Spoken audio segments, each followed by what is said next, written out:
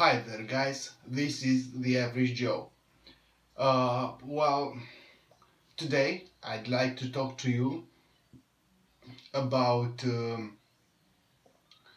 what the World Health Organization said about trying to keep our elderly away in a time of sickness, and what many politicians understood to, I don't know how to put it, to mostly declare after that. So let's start talking first about what the World Health Organization actually said. Well, about the message of the World Health Organization. From what I understood, the message of the World Health Organization was to actually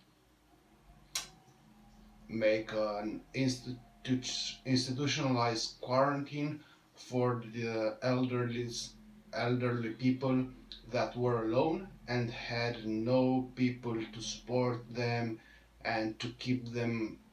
They said that it might be a good idea to keep some of these elderly people into special designated places, um, hotels, so on and so forth, and to separate them from um, their other family that is also, I mean, if you had a wife and husband that were both elderly, lived alone, what I understood what I understood from the World Health Organization was, okay, the husband got sick, take the husband away, take it in a center to treat him, so that the wife has less chances to catch the coronavirus. And from what I understood, it was meant as an option if the families wanted. Now, let's talk a bit about what some European governments understood from that, what the United States government understood from that, and what I've understood about this situation from a few articles I've read online. Well, let's start with the US. I've read a few articles online today, and I understood that some official in the United States government came with the brilliant idea of having a press conference or saying, answering at an interview or something like that, which led to the idea that the elderly will be taken from their families no matter what. That's bullshit, it's stupid, it shouldn't be done. There are a few political persons in the European Union that said the same thing. Some of them came back on the idea and tried to explain that it's not a compulsory measure. It's not something that they want to enforce against the will of the families. Well, people, I would like to urge every politician in the world to take care what he's to take responsibilities for the word he's saying, to act in the best interest of everybody, and not to make any declaration that could be misinterpreted. Okay, for one, I've read articles today that were saying that the People in the United States will not let the government touch the elderly, and I can understand why. Will not let the people will not let the government separate elderly from their family by force, and that there are many people ready to go to arms to in order to protect their families, and I can understand exactly why. First of all, it's a irresponsible thing to say to the population that you want to segregate elderly from the other people. No politician should do that, and every politician should pay attention to what he's saying in this period of crisis, because this period of it's a period of crisis, and is developing into both a socio-human crisis and an economical crisis. And every politician should be responsible and should act accordingly and with caution, not to spark any protest or anything that's not needed. I mean, we don't need protests, we don't need to overthrow governments in this period of crisis. Going back to the European Union, the European leaders might not have against them a population that is as well armed as the United States population, but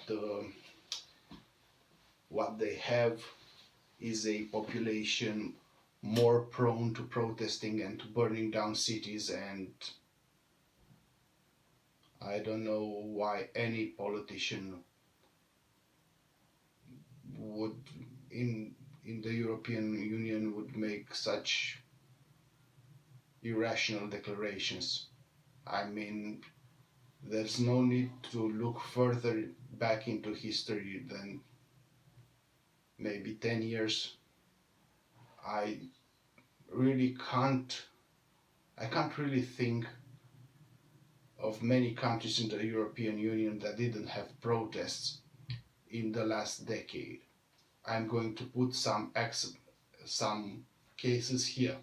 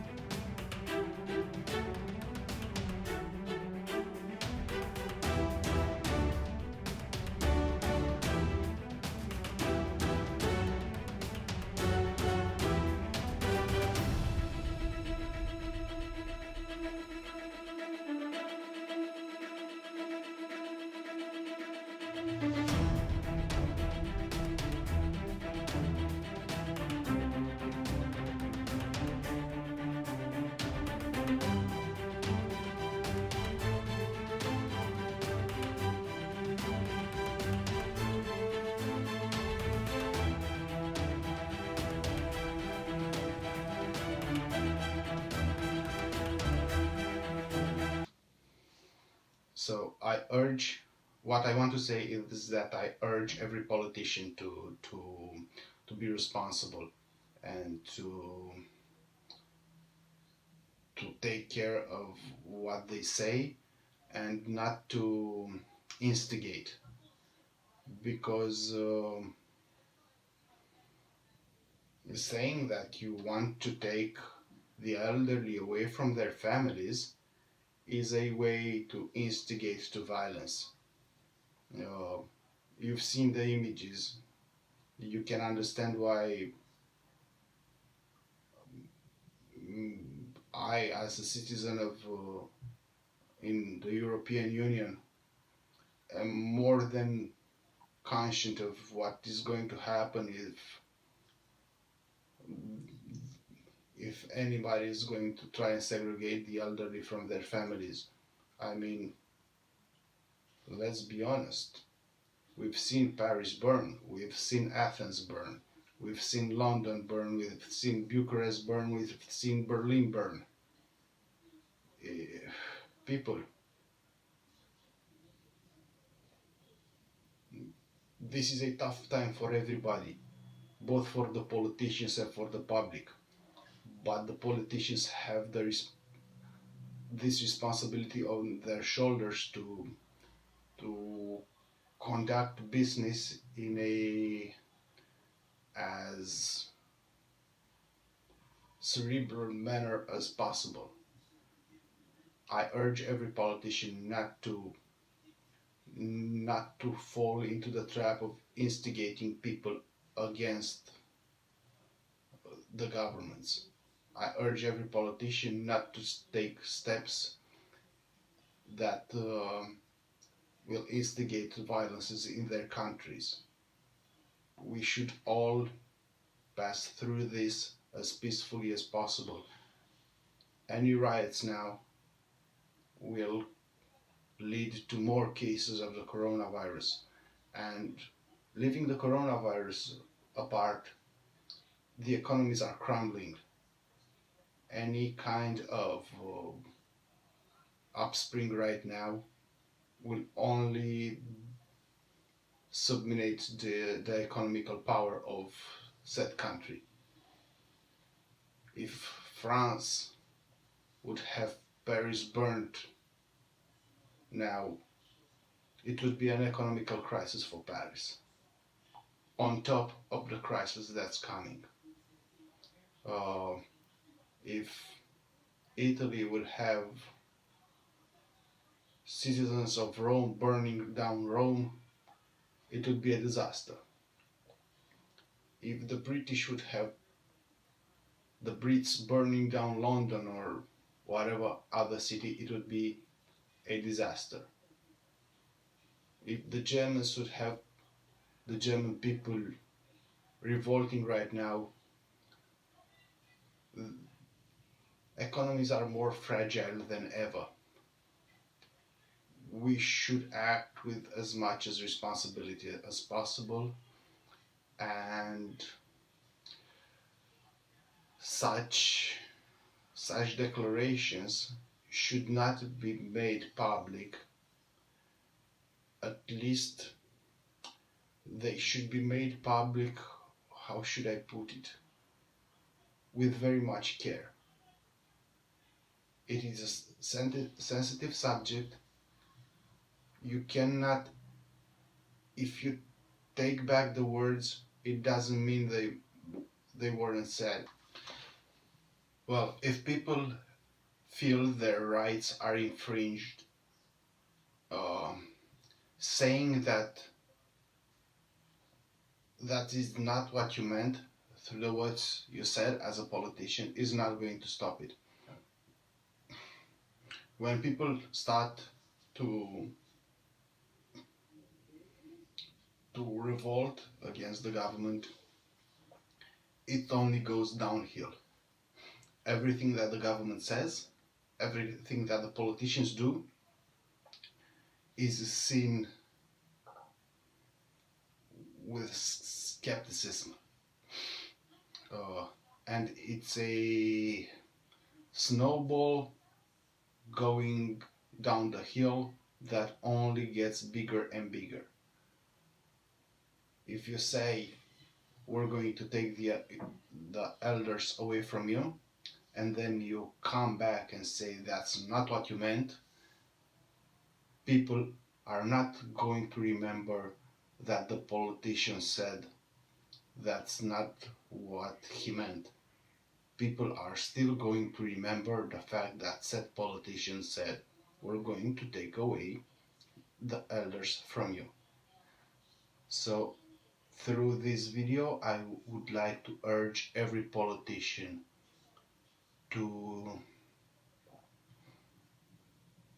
be as careful as possible and to try not to instigate, and we should be conscious that every declaration, every word, every politician says is going to be analyzed and scrutinized both by his political opponents, and we know that in history humanitarian reasons did not trump over political interests.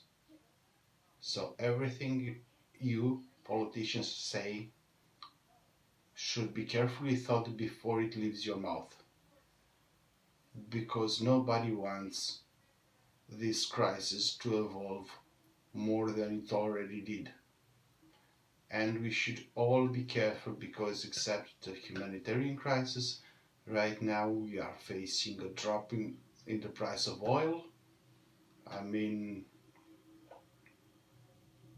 from what I understood, it's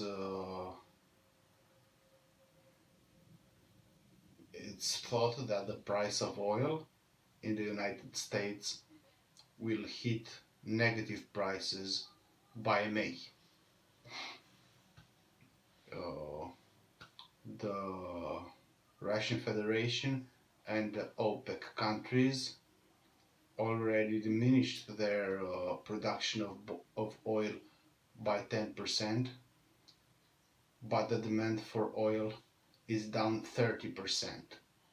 So that means it's an enormous excess of oil on the markets, and this doesn't apply only to oil. There are there's excess of many products that are not consumed as much, and this might lead to an economic crisis as factories and businesses end up with large stockpiles and no demand for those set stockpiles. So please, politicians, take care of what you're saying. What you're saying, your words are watched by the entire world, and you should be conscious about it. Thank you guys for watching. Uh, if you want to see more videos from me, please subscribe to my channel. Hit that little bell button so you receive notifications when I post more videos, and please give a like to this video. Thank you for watching, guys, and see you next time.